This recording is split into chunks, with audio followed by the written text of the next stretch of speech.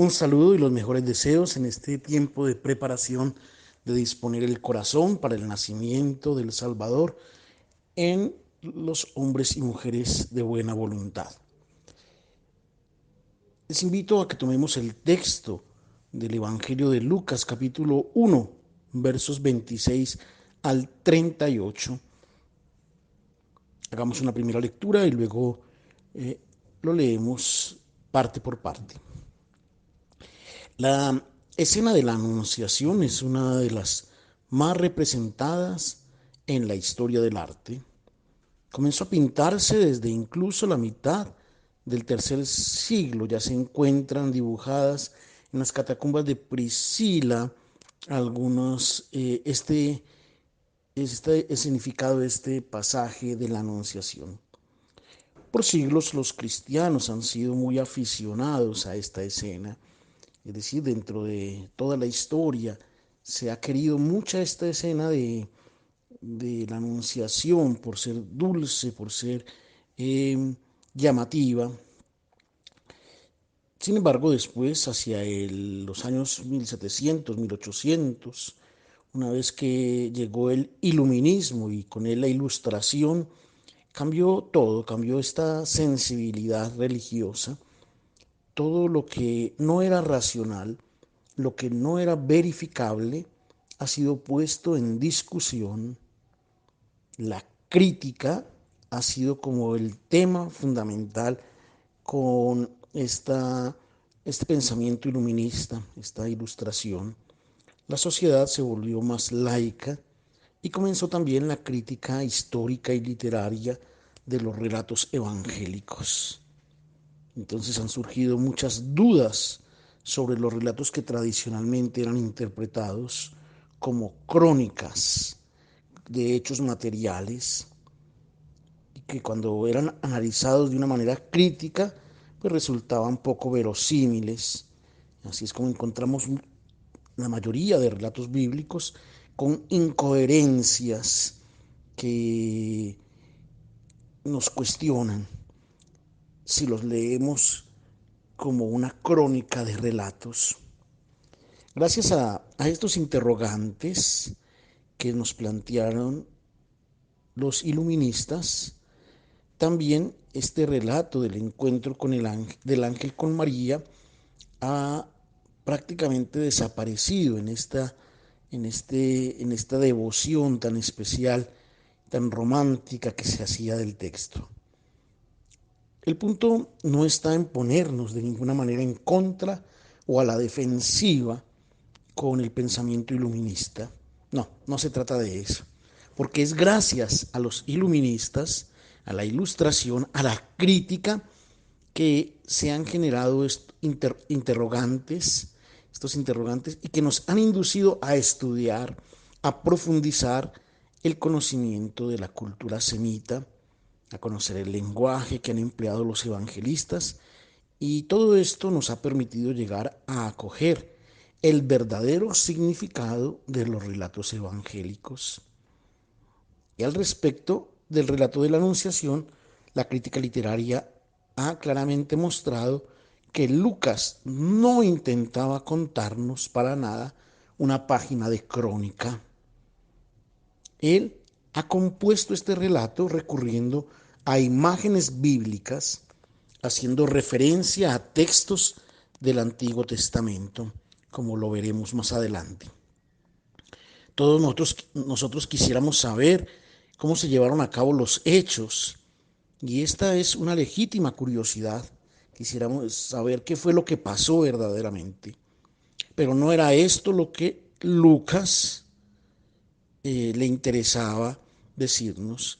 A él le interesaba solo hacernos comprender quién era el Hijo de María, quién era este Jesús al que ella ha dado a luz, y qué cosa representaba para la historia de la humanidad el momento en el cual en el vientre de María ha germinado la vida humana del Hijo de Dios. Solo nosotros los cristianos creemos que el Hijo de María es Dios, que se ha hecho uno de nosotros. Si nosotros, por ejemplo, confiamos esta fe a un musulmán, por decir algo, él nos mirará perplejo y desconcertado. Hará referencia a los 99 nombres de Alá, el creador, el sublime, el santo, el inmenso, el omnipotente, y nos preguntará cómo es posible que Él, el Todopoderoso, pueda hacerse uno de nosotros, que somos polvo y ceniza, criaturas mortales hechas de barro. ¿Y qué respuesta podemos darle? Solo una: lo ha hecho por amor. Dios es amor, amor infinito, y el amor infinito es razonable y se puede pensar que puede llegar hasta allí, hasta hacerse uno de nosotros, para mostrarnos en forma humana la belleza del rostro de Dios, un rostro diferente de como nosotros los hombres lo habíamos imaginado. Al terminar el análisis de este relato, surgirá espontáneamente la pregunta: ¿cuándo y cómo María llegó a tener conciencia que sería ella la madre del Señor? Y la respuesta, digámosla de una vez también, es que no sabremos jamás. No sabremos nunca si la anunciación ha sido un evento material verificable o si se ha tratado de una revelación interior sucedida en María.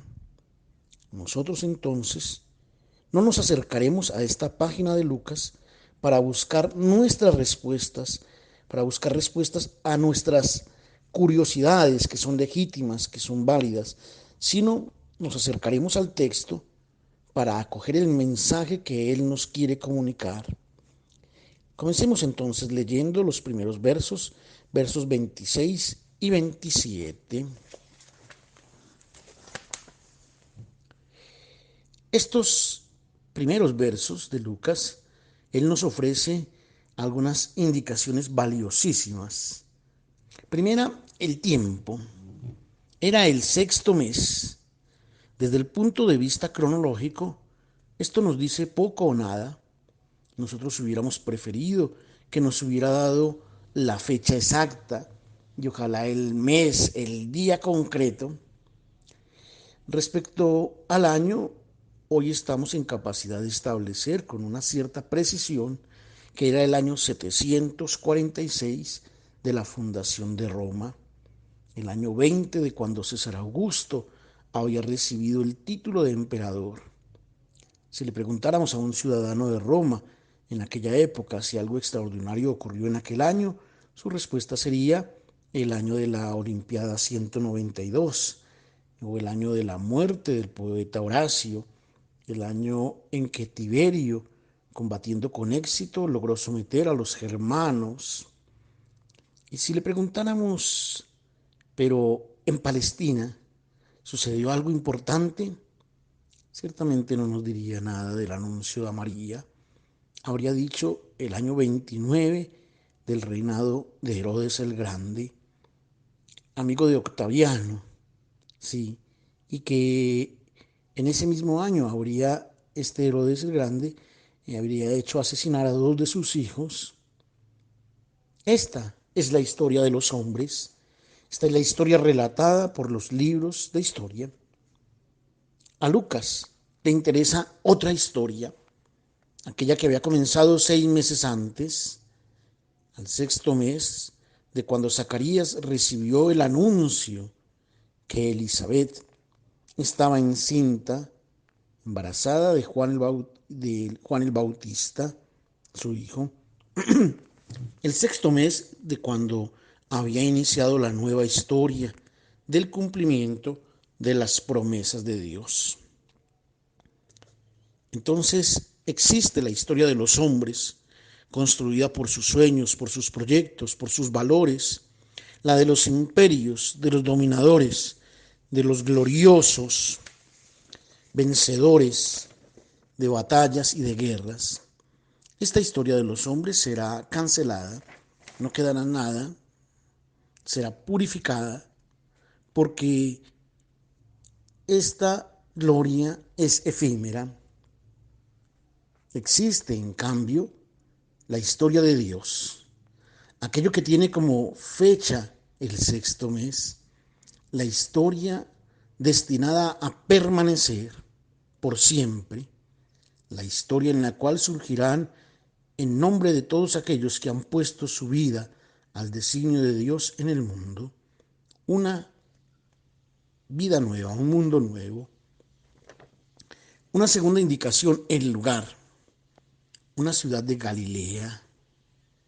Bien, la Galilea era considerada una región infiel, semipagana, que no practicaba la religión pura de Jerusalén ni de Judea. Era despreciada, infravalorada. Lo que quiere decirnos Lucas es que es propiamente en esta humanidad que está por hacerse presente el Hijo de Dios para traer su vida. Nazaret era una aldea ínfima, insignificante, tan insignificante que en el Antiguo Testamento no es citada nunca. Era un lugar habitado ya desde el 2000 antes de Cristo, más o menos, que después, en el siglo VI, cuando llegaron los babilonios, la deportación, probablemente la atacaron y la destruyeron. Y por unos 300 años allí creció solamente maleza, estuvo abandonada. 200 años antes de Cristo ha tornado nuevamente una vida allí. Se han hecho algunas excavaciones y han dejado ver que había grutas, cisternas, túneles, que encima de casas muy pobres, y encima de ellas, encima de estos túneles y de estas cisternas, casas muy pobres. Para el tiempo de Jesús era habitada por personas simples, poco instruidas, tanto que podemos recordar cuando en el Evangelio de Juan Felipe le dice a Natanael: he encontrado al Mesías, Jesús de Nazaret. Y Natanael, en forma de burla, de alguna manera le dice: ¿de Nazaret puede venir algo bueno? Bien, los ojos de los hombres estaban todos dirigidos hacia las grandezas, hacia Roma, Olimpia, Jerusalén. La mirada de Dios no está dirigida hacia estas grandezas de los hombres, va dirigida a otra realidad, a lo que no cuenta, hacia las cosas y a las personas insignificantes para los hombres, pero que son las personas y las cosas importantes para Dios. Nazaret, Roma, la grandeza de este mundo y la pequeñez que es la grandeza para Dios. Después de estas indicaciones, Lucas pone en escena a una virgen. ¿Qué nos quiere decir con este título? No se trata de poner en duda la virginidad biológica de María, que siempre ha sido afirmada por los cristianos. Pero preguntémonos, ¿es solo esto lo que Lucas quiere afirmar? ¿O quiere mejor hacer referencia a la concepción bíblica de la virginidad? En el contexto social del antiguo Medio Oriente, no era la virginidad la que confería importancia o dignidad a la mujer, era la maternidad. La virginidad era inclusive apreciada antes solamente del matrimonio, no después. Para una joven era infamia permanecer virgen, porque quería decir que no había llamado la atención de nadie y solamente en ella terminaba la vida. Era como un árbol seco que no da frutos. Aquí está la razón por la cual en la Sagrada Escritura al término virgen viene colegado una connotación despreciativa,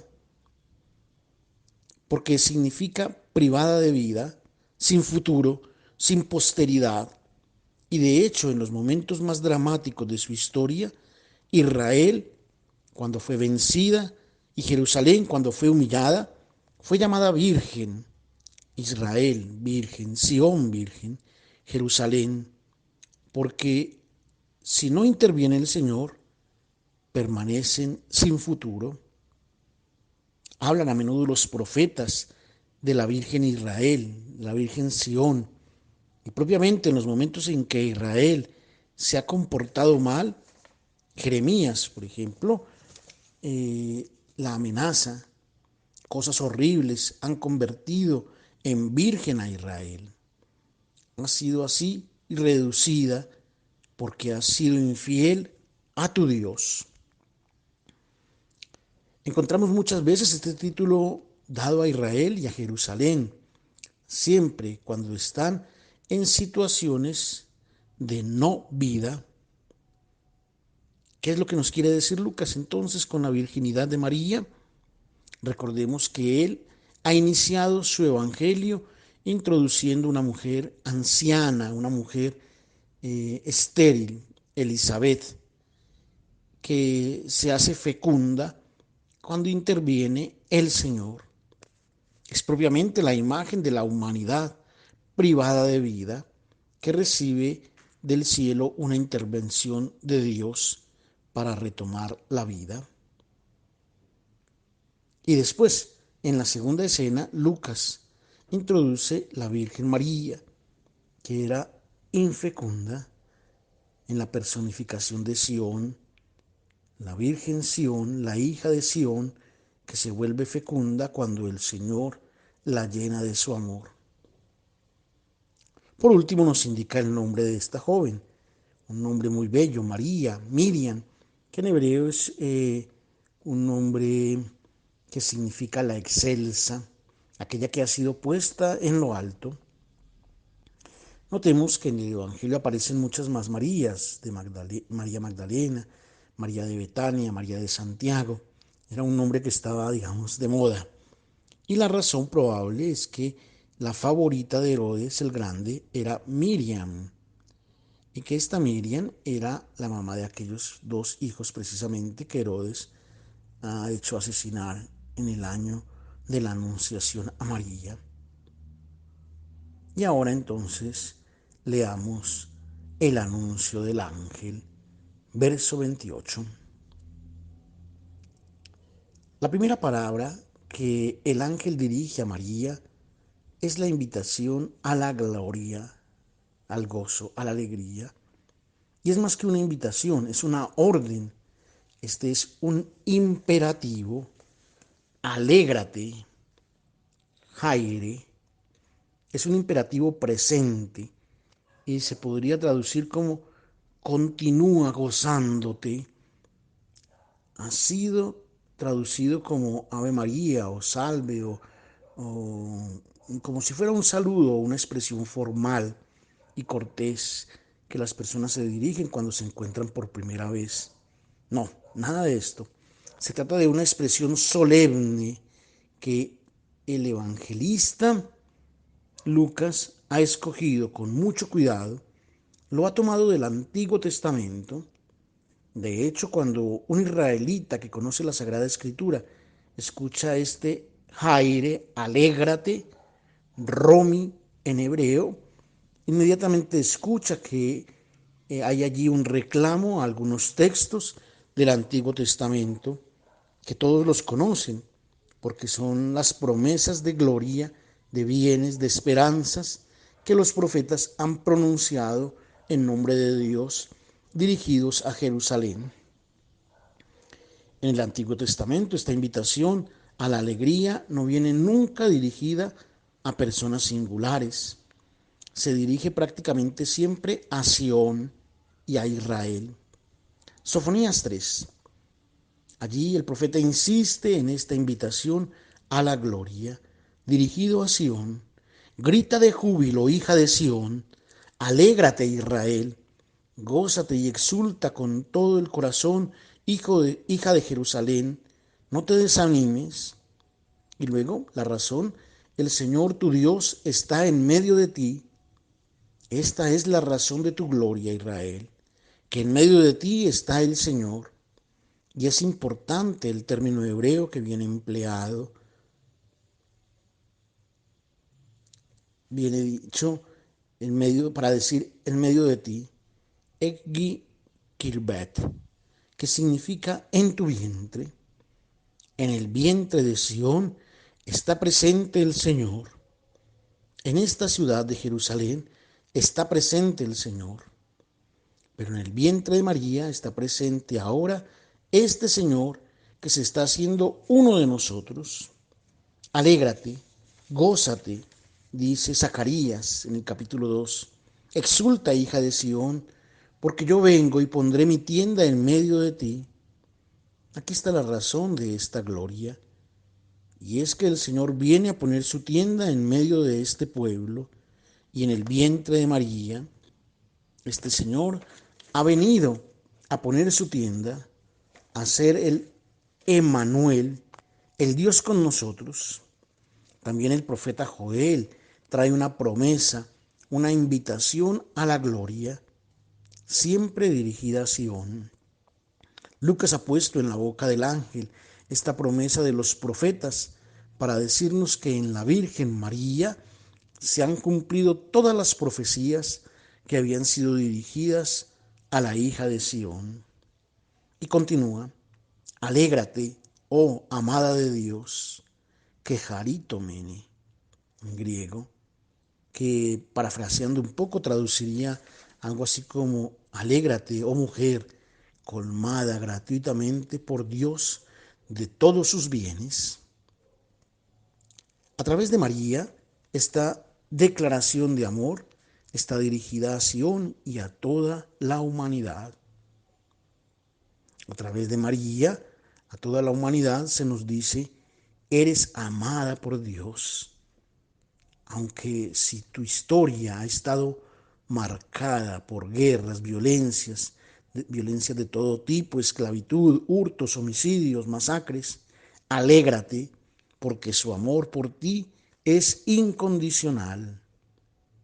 Mira, humanidad, tal vez tú pensabas que Dios estaba cansado de ti y tal vez lo pensamos también nosotros hoy. Pensamos que Dios quiere acabar con todo. No, recuerda su declaración de amor que ha hecho a todos nosotros a través de María. Tú serás siempre la amada de Dios, la humanidad. Y luego el Señor está contigo. Es una afirmación que viene dirigida a aquellos personajes que son llamados a realizar una misión superior a las capacidades humanas. Está dirigida, por ejemplo, a Gedeón, que debe liberar a los israelitas de los madianitas, que son inmensamente más fuertes. Es dirigida a David, el cual tiembla pensando en el deber de construir el templo del Señor. Es una tarea muy grande que lo asusta. El Señor está contigo, David. Es dirigido también a María, porque es llamada a la más grande de todas las misiones, llevar en su vientre al Hijo de Dios. El Señor está contigo. Ahora entonces leamos la reacción de María a las palabras del ángel, versos 29 al 33. Cuando María escucha el saludo del ángel, queda profundamente sorprendida. El verbo griego aquí es diatarasein, que significa el agitarse de las olas del mar, el oleaje. Es aquella agitación interior que María experimenta porque ha intuido que está por serle confiada una tarea que de alguna manera la ha cogido de sorpresa. Esta sorpresa la experimentamos también nosotros cuando en nuestra vida sucede algún evento que cuestiona nuestros proyectos, nuestros sueños, nuestros designios, y entonces sentimos la necesidad de asegurarnos, de aferrarnos a la palabra del Señor. Ojalá que a nosotros como María nos dice, no temas, has encontrado gracia ante Dios, lo que suceda en tu vida viene para ti acompañado del Señor. Es un designio de amor el que Dios tiene para ti. Y después viene el anuncio del misterio que está por suceder. en ella. El Altísimo está por descender entre nosotros. En tu vientre se hará uno de nosotros. El Eterno está por entrar en el tiempo. El Inmortal está por hacerse mortal, haciéndose hombre. Deberá experimentar también la muerte, y esta será la prueba máxima de su amor, hacerse mortal. Y después le da un nombre, Jesús. El evangelista Mateo nos dirá lo que significa este Jesús. Dios salva. Esta es la identidad de Dios, que no hace otra cosa que salvarnos. Y ahora entonces la presentación de este niño. Será grande, Hijo del Altísimo, y su reino durará por siempre. Se extenderá de mar a mar, del gran río hasta el confín de la tierra. Será grande. Nosotros los hombres apreciamos aquello que es grande, no lo que es pequeño. Y hay una competencia incluso para ser más grandes que otros. Nosotros apreciamos a los potentes, a los grandiosos, y los hombres hemos introducido esta competencia, inclusive en la época del Señor, inclusive, bueno, también hoy, una competencia entre los dioses, cuál es el más grande, cuál es el más poderoso. Allí cada uno pensaba que su Dios era el más grande de entre todos los dioses que existían. Los israelitas no se quedaban atrás frente a los otros pueblos. De hecho, en el libro del Éxodo nos encontramos a Moisés que dice a los israelitas: grande es nuestro Dios, más que todos los dioses. En los últimos siglos antes de Cristo, estas afirmaciones sobre la grandeza de Dios se habían multiplicado desaforadamente. En el libro de Esther se dice que Él es grandioso, grandísimo, y en Judí el Señor es grande y glorioso, admirable en su potencia, invencible. Ahora bien, en el Hijo de María, el Señor nuestro Dios ha venido a mostrarnos su grandeza, un niño, un niño que necesita ser acariciado, de otra forma llora. Esta es la grandeza de nuestro Dios. La grandeza de nuestro Dios es lo opuesto de las grandezas a las cuales los hombres aspiran, ser más grande que los otros. La grandeza de nuestro Dios es aquella de hacerse siervo, pequeño, humilde, siervo de todos. Y después también Hijo del Altísimo. Este título de Hijo del Altísimo nosotros lo encontramos en el Antiguo Testamento. El Elión 32 veces aparece y significa, según lo explica el Salmo 113, que está sentado en lo alto sobre los cielos, y en el cielo de los cielos, dice el salmista, ¿quién como el Señor nuestro Dios, que se sienta en lo alto y se inclina para mirar al cielo y a la tierra, para levantar del polvo al débil y de la basura al pobre? Esta es la grandeza de nuestro Dios. Es lo opuesto a aquellas grandezas de las cuales nosotros los hombres ambicionamos. Y de hecho nuestro Dios vendrá a hacerse ver en Jesús de Nazaret, que es propiamente el Hijo de este Altísimo que se inclina a lavar los pies de los hombres. Esta es la grandeza de nuestro Dios.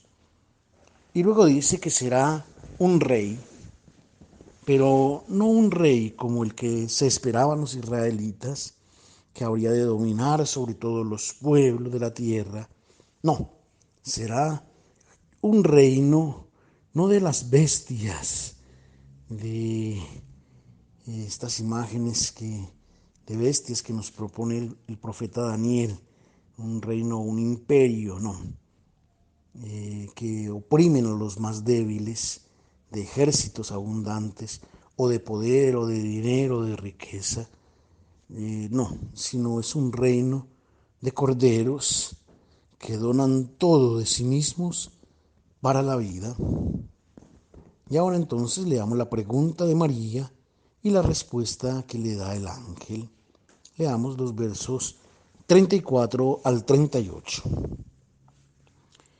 La claridad pedida por María, ¿cómo sucederá esto? Porque no conozco varón, ha sido explicada a partir de San Agustín, con el hecho que María había hecho el voto de virginidad y entonces no podía comprender cómo podría llegar a ser madre.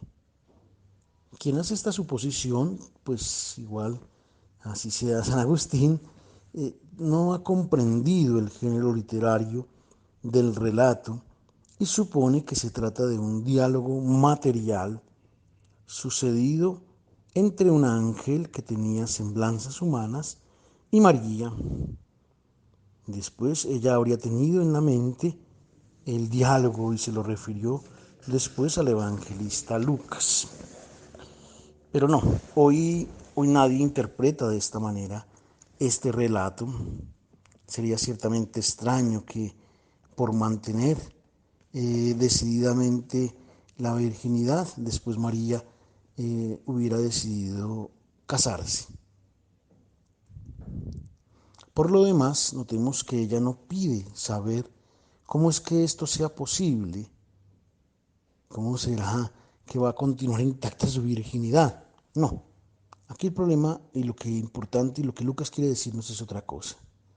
Lo que ella pregunta es cómo sucederá esto, cuál será su tarea, cómo deberá comportarse a fin de que a través de ella se realice el designio de Dios. Ella es consciente de tener una vocación a la cual responder, a la cual adherirse. Cada uno de nosotros tiene su propia vocación. Nosotros llegamos al mundo. Ninguno como nosotros ha existido antes y ninguno existirá después. Somos únicos, somos irrepetibles y estamos aquí con nuestra propia identidad. El buen Dios nos ha enviado al mundo porque sobre nosotros hay un plan para realizar. La vocación, entonces, es la toma de conciencia de esta identidad. Y entonces obedecer a Dios significa darle nuestra adhesión y realizar esta identidad, porque nosotros podemos tomar opciones acordes con nuestra identidad. Pero también podemos tomar opciones en contra de nuestra identidad, guiadas por el orgullo o por las pasiones. Pero no, para realizar verdaderamente nuestra vida, debemos realizar esta identidad. Y María nos da ejemplo de cómo se responde a la propia vocación. El sí dicho a Dios, para ser realmente humano, debe ser determinado, responsable. Y Lucas nos presenta aquí a María como un modelo humano de respuesta auténtica a la vocación que el Señor nos ha dado. Esta respuesta debe ser libre, consciente, razonable. El ángel, de hecho, da la aclaración que María ha preguntado y lo da con el lenguaje que es bien comprensible para María y para todos los israelitas de las conocedores de las imágenes bíblicas.